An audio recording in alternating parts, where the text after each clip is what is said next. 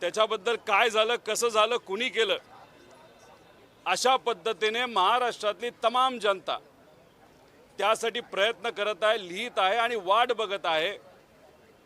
याच्यासाठी काही जण सोशल मीडियावर लिहित आहेत। तुमच्यासारखे मीडियावाले, तुमचं सुद्धा त्या ठिकाणी एक नागरिक म्हणून मी आभार व्यक्त करतो।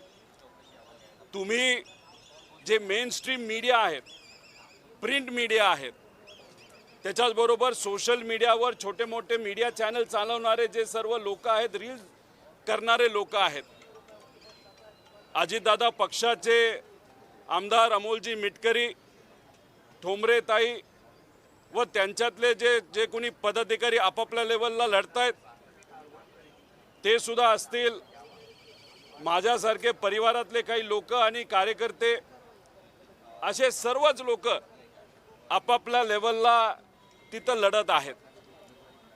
आणि हा